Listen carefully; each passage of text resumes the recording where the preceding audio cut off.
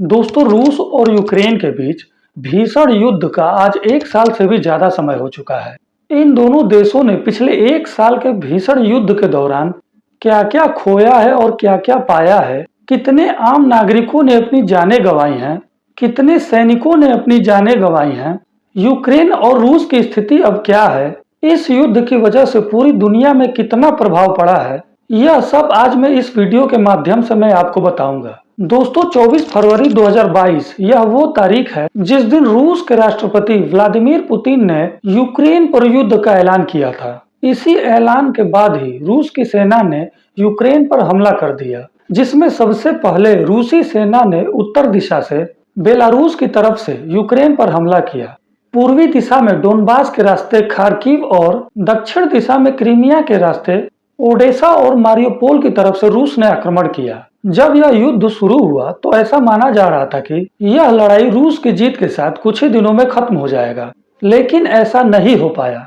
आमतौर पर यूक्रेन की सैन्य शक्ति और हथियार रूस की अपेक्षा बहुत ही छोटी और कमजोर है, लेकिन फिर भी यूक्रेन ने रूस के साथ जबरदस्त मुकाबला किया। इसका मुख्य वजह यूक्रेनी सेना का मनोबल और पश्चिमी देशों का यूक्रेन को समर्थन देना भी है, जिसमें अमेरिका, ब्रिटेन, जर्मनी, फ्रांस समेत कई नाटो देशों और यूरोपीय यूनियन के देशों ने खुलकर यूक्रेन को हथियार देकर मदद कर रहे हैं। अमेरिका ने यूक्रेन को टैंक, कम दूरी की मिसाइल, रडार सिस्टम समेत कई चीजें रूस पर इस्तेमाल करने के लिए दिया है। वहीं फ्रांस और जर्मनी भी खुलकर यूक्रेन को हथियारों की सप्लाई कर रहे हैं। यूक्रेन के खिलाफ युद्ध में बेलारूस ही एक अकेला देश है जो खुलकर रूस के साथ खड़ा है। बेलारूस से ही रूसी सेना यूक्रेन में दाखिल हुई थी। वहीं चीन भी रूस के साथ परोक्ष रूप से खड़ा है। अमेरिका दावा करता रहा है कि चीन रूस को सैन्य हथियार देकर मदद कर रहा है, लेकिन इन आरोपों को चीन हमेशा से ही नकारता रहा है।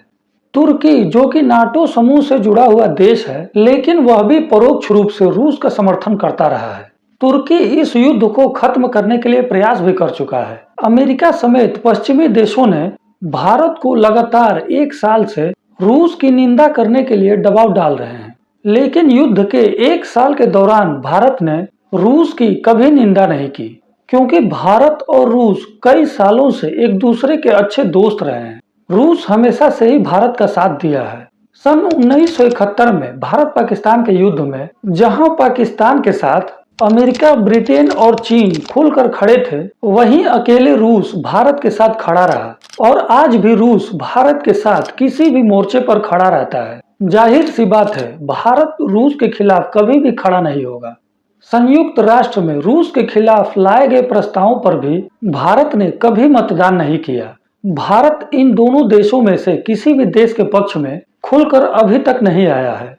पीएम मोदी लगातार कहते रहे हैं कि यह समय युद्ध का नहीं है, बल्कि दोनों देशों को युद्ध को रोककर आपस में बातचीत करनी चाहिए। दोस्तों, रूस में प्राकृतिक गैस और तेल का भंडार है, जो इस युद्ध से पहले पश्चिमी देशों में तेल और गैस का एक्सपोर्ट करता था।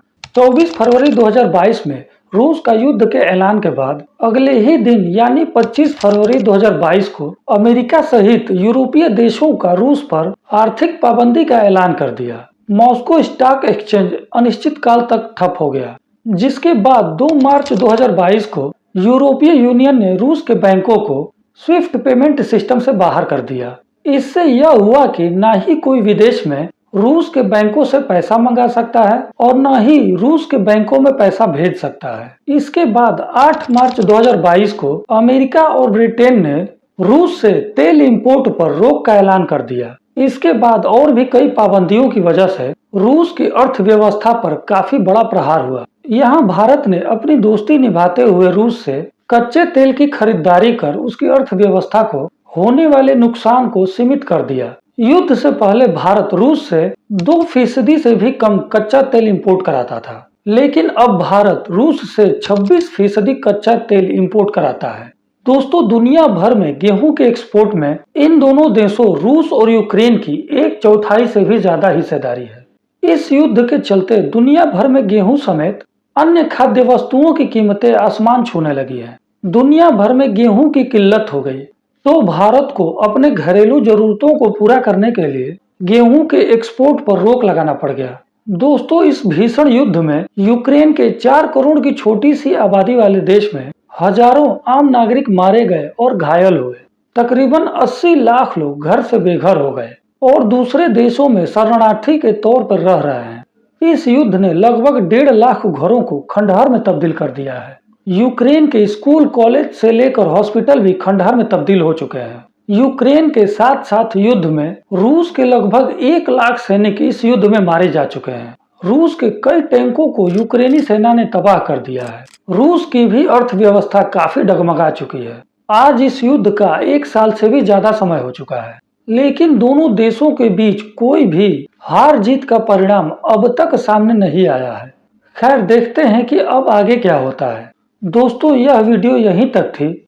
यह वीडियो इन्फॉर्मेटिव लगी हो तो चैनल को सब्सक्राइब कर दीजिएगा, वीडियो को ज़्यादा से ज़्यादा लाइक और शेयर कर दीजिएगा। नमस्कार।